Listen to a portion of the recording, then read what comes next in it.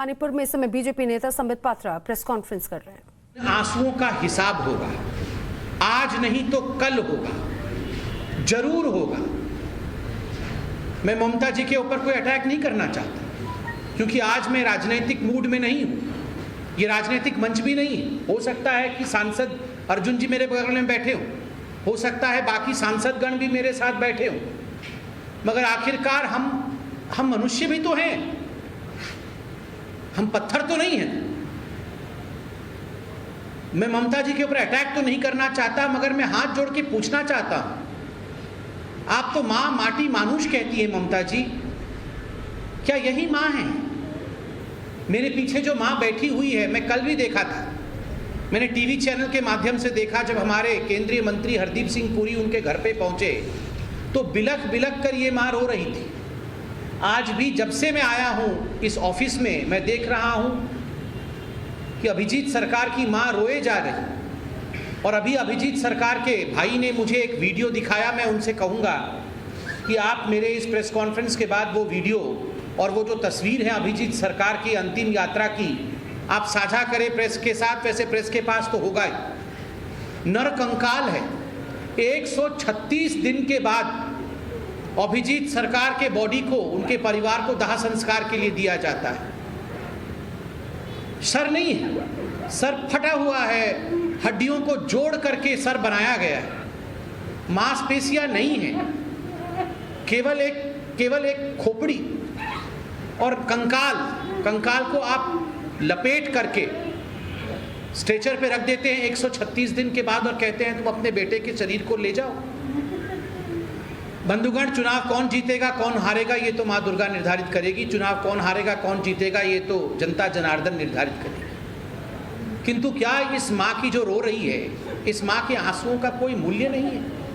मैं आज मीडिया से हाथ जोड़ के पूछता हूँ, आपके बिना लोकतंत्र एक पल भी सांस नहीं ले सकता है। किसकी सरकार केंद्र में है, किसकी सरकार यहाँ बंगाल में है, भूल जाइए। मगर उस तस्वीर को देखिए, अभिजीत सरकार की तस्वीर के मैंने 2 तारीख को, मैं उस दिन डिबेट कर रहा था जब नतीजे आ रहे थे टीवी पे। अभिजीत सरकार फेसबुक पे लाइव आया था, लाइव स्ट्रीम चल रहा था। वो अपने कुत्तों के विषय में बात कर रहा था। He was a pious soul. मनुष्य तो छोड़िए, कुत्तों के विषय में वो चिंता करता था। वो कुत्तों को किस प्रकार, अपने कुत्तों की चिंता करता था। उन कुत्तों को मारा जा रहा था, वो उसकी तड़प थी कि मेरे कुत्तों को मारा जा रहा है। और थोड़ी देर के पश्चात वही अभिजीत सरकार जिसकी लाइव स्ट्रीमिंग चल रही थी वो हमारे बीच नहीं रहा। हम इतने निष्ठुर कैसे हो सकते हैं? नरकंकाल को आप उसके परिवार को देते हैं और आप कहते हैं कि हम चुप रह जाएं। मैं मीडिया से पूछता हूं, उत्तर प्रदेश में किसी भी भाजपा शासित राज्य में कुछ भी अनहोनी होती है तो क्या यह हकीकत नहीं है कि डेरेक ओब्रायन से लेकर अनेक नेता जो बंगाल के हैं, टीएमसी के हैं, वो वहां पहुंच जाते हैं? पहुंचना चाहिए, कोई आपत्ति नहीं है। मीडिया उन विषयों को उठाती है, उठाना चाहिए, आपका कर्तव्य है। किंतु क्या जब एक नर कंकाल को आप एक मां के आंचल में सुपुर्द करते हो 136 दिन के बाद, इस विषय को उठाना नहीं चाहिए? कितना गंभीर विषय है। मानस साहा की धर्मपत्नी को देखकर मैं देख नहीं पा रहा हूं। और मैं एक नेता की तरह नहीं कह रहा हूं, मैं भी एक बेटा हूं, मेरी भी एक माँ है, हम सबकी माएँ हैं, पत्नियां हैं, बहनें हैं। आप जरा पीछे मुड़कर उनके चेहरे को देखिए, वो रो नहीं रही, वो पत्थर की बन गई। अभी तक सिंदूर मिटा नहीं है मांग में से। वो केवल हमारा कार्यकर्ता नहीं था, वो हमारा एक सिपाही था, वो एक प्रत्याशी था, एक चुनाव लड़ा हुआ प्रत्याशी था। लोकतांत्रिक तरीके से वो चुनाव लड़ रहा था। आपने इतने डंडे बरसाए। मैं कल पता लगाया मानस शाह के विषय में उसकी यहां से खोपड़ी उड़ गई। ये निर्दयता, ये लोकतंत्र है?